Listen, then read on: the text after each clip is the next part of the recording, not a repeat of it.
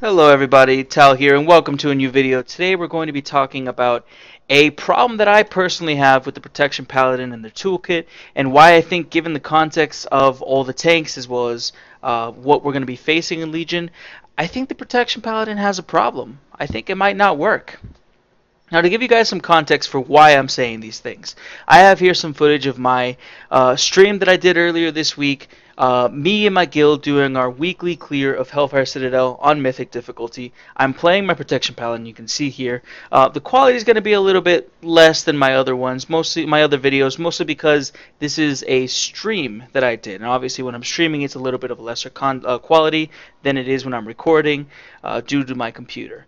But with that being said, you can still see the most important things, which is my abilities, what I'm using, my health bar, the enemy health bar, all that kind of stuff. Now, why do I think that Protection Paladins have a problem? Well, there's a couple of different things that kind of stand out to me when I'm talking about my Protection Paladin, when I'm playing my Protection Paladin, and why when I put all these things together, something isn't adding up. So let's take a look back. Let's take a look back into Warlords of Draenor. In WoD, Protection Paladins started off really strong. They had a lot of mitigation going for them. Everything was basically coming up great for them and Warriors going into Hymal, and it was really in Blackrock Foundry that things started to go a little bit down. Now, part of that is because Brewmasters just fucking broke every single mechanic in Blackrock Foundry, but the other issue was that their survivability was really good in the beginning without gear and with poorly itemized gear. If we all remember, Hymal had shit itemization for most classes by design.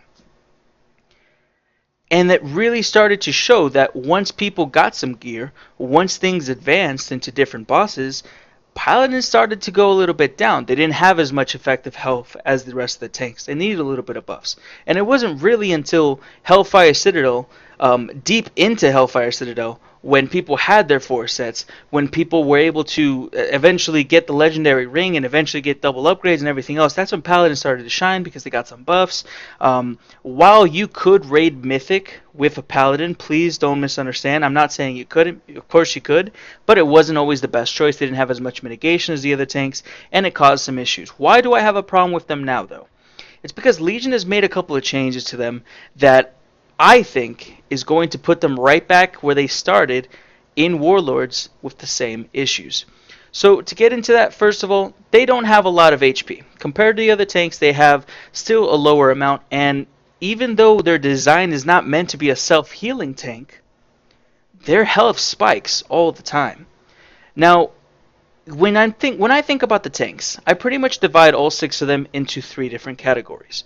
You have the Demon Hunter and the Blood DK that work together to be self-healing tanks. What that means is their health may spike a little bit, but for the most part, what they do is that they essentially are just making sure that they heal themselves. They have very powerful cooldowns to go ahead and make sure that that happens, and their health will spike up and down, but they take advantage of that by being able to have those that self-healing prowess.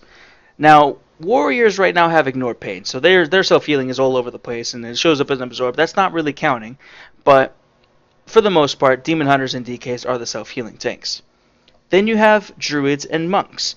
They both don't work the same, but they have a mechanic that they share that amplifies healing received from other people. Monks have it through their Celestial Fortune, which, depending on their crit, they're going to get 60% extra healing from all heals coming at them.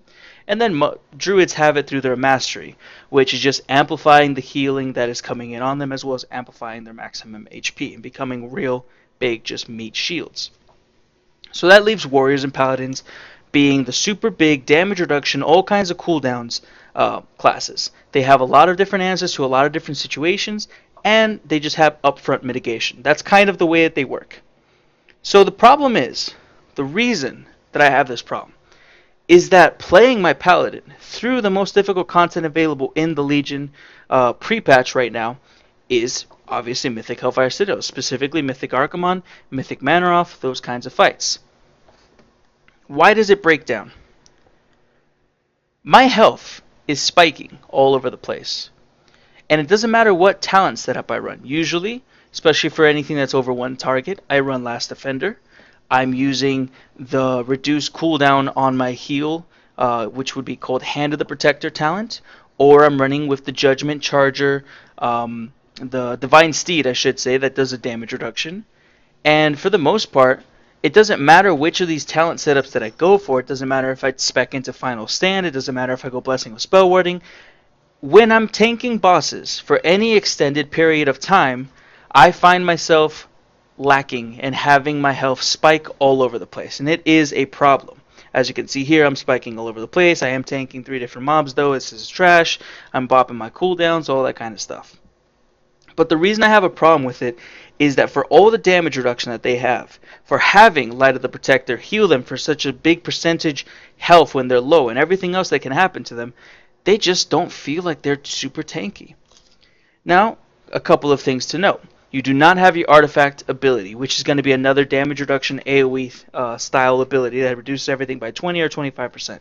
So that's missing. Okay, that could be like a short-term cooldown that maybe they're missing that helps ease and smooth out the mitigation. Another thing that needs to be said is they obviously don't have access to their legendaries.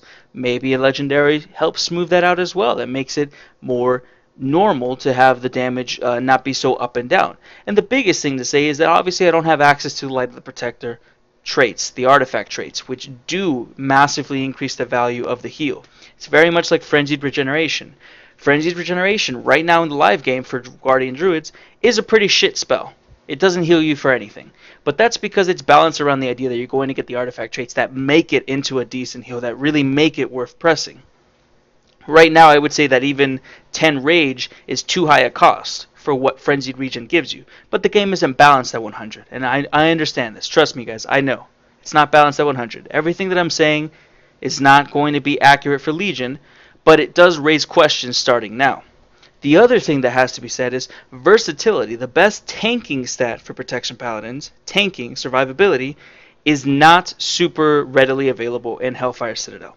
It's only really off the first initial bosses, and as you probably know, later on in the tier that you're doing the bosses, the different ways that the gear is scaled and tiered out and higher eye level and all that kind of stuff. So there's, differences. With all that being said, though, I feel like it would be negligent to ignore those types of worries now that I'm having and just think that, everything will be fine in Legion, everything will be fine. Because that's not going to work out like that. For the most part, their active mitigation is actually very similar to Monks, in the sense that they both use charges on their main active mitigation, Iron Skin Brew for Monks, and Shield the Righteous for Paladins.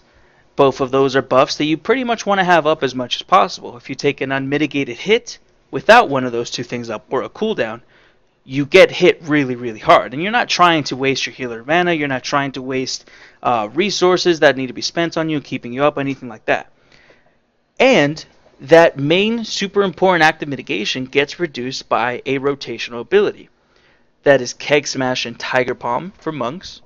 And for Paladins, you have Judgment.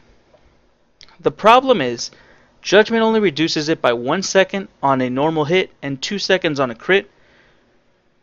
And Monks get the Tiger Palm, which is a filler, that can be reducing it by 1 second all the time. Now then you have the argument that, you have Bastion of Light, which gives you the 3 charges of Shield of the Righteous. Okay, but the problem there is that is a 3-minute cooldown. And while Monks have the same thing in Black Ox Brew, that is a 1.5 minute cooldown that is also reduced by Tiger Palm and Keg Smash. So you can kind of see they're obviously not going to be the same. And I'm not saying that they need to be the same. The tanks have to have different things about them, different benefits, different weaknesses, but they kind of work under the same sort of concept of here's your active mitigation, it's charges, and you can get the charges back by doing your rotation properly and making sure you're always pressing the super important spell as much as you can. Okay, that makes sense. But the problem is, in actual practice, when you are tanking a boss for an extended period of time, it starts to fall apart because you run out of charges. You run out of cooldowns to give you your charges back. You start to take those unmitigated hits. You start using your cooldowns just to survive an unmitigated hit. You start asking for externals, and maybe those are cooldowns that you need for specific boss abilities. Maybe those are cooldowns that you shouldn't be using right now, because if you use it later, it's not that it's going to save your life and use in the last desperate moment, but that you use it so that the next big boss hit doesn't instantly murder you, and your healers can focus on other things. I think that you can notice here in this video, my health has been all over the place. And yeah, at times it's because I'm tanking a bunch of stuff. You can see I died there because I was basically trying really, really hard to press my tank ring. And there was the cast that went off from the ad. But I died there. That's fine. There's moments when you're playing this and you feel questioning. You feel like questioning. Let me get my words straight. But you feel like you're questioning, why am I taking so much damage when literally every other thing that I do is damage reduction?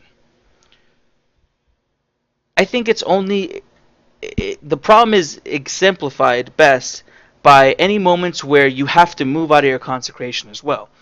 You know, consecration is going to be amplifying the time or the damage reduction that Shield of the Righteous does, as well as your heals. But the problem is that you can't always stand in it because, you have to move. Bosses do mechanics, bosses do abilities. People are standing in the wrong spot, like right there where green was way too close to where the tanks were. And yes, it has to be said, you could actually see me move the green marker there because it was not placed properly. But yes, it can be said that it's part of the class mechanics to be more intelligent about your consecration. You need to put it down in the right spot and always stand in it. Yes, fair point. That's a fair point, and I can't really argue against that. But it does bother me that there's a talent that takes that problem away in the very first seal called Consecrated Hammer, but you will never take that because Blessed Hammer is just so much better. So I find myself constantly in these scenarios where I have all this damage reduction. For no reason, I'm taking so much damage from auto attacks, so much damage from things just happening around. And it's not just like, you could say maybe, oh, my healers are maybe just still learning how to heal, or maybe they're not playing their best, or maybe they're just bad. Well, I mean, I've been playing with them for a little while. I wouldn't call them bad. They obviously know what they're doing. They're in the guild. They're doing fine. Besides Pedron, who just died there, but let's all just make fun of him later.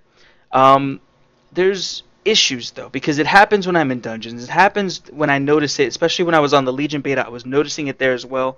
And these are all things that with time will probably get better, but I'm noticing them now at 100 with enormous amounts of gear, with a legendary ring that keeps me alive and gives me so much versatility and shared health and all those things. I'm noticing these problems at the most overpowered time that I'm going to be for the next couple months. I'm probably going to be stronger with artifact traits, sure, but stats wise, this is as strong as my character is going to be for quite a while. And noticing these problems already kind of worries me. Kind of worries me about why the kit of the Paladin, for all that it makes sense to me, and it makes sense that they would have so much damage reduction, it doesn't make sense why they are so spiky, why they take so much damage. Again, maybe I'm not the best Paladin in the world, but these are just things that I'm thinking about, especially when I'm trying to choose the tank that I'm going to be tanking with in Legion. Remember, Dragons of Nightmare, one of the very first bosses you're going to be facing in Emerald Nightmare. You tank all the time. And if it's not a tank swap situation, I think Paladins could have some trouble. Maybe that's their weakness, though. Maybe they're designed to be best in tank swapping scenarios, not the best in moments when you have to be tanking all the time. But basically, that's all I really wanted to talk about here. And I just wanted to go ahead and put a voice to my concerns about the Protection Paladin and the way they work. If you guys like this video, please go ahead and drop it a like. Subscribe to the channel if you want to see more. I appreciate all of you. Thank you so much for giving me the time and just watching this. And let me know what you guys think in the comments. Tell me if you feel the same way about Paladins or if you have a similar experience. Have a wonderful day, guys.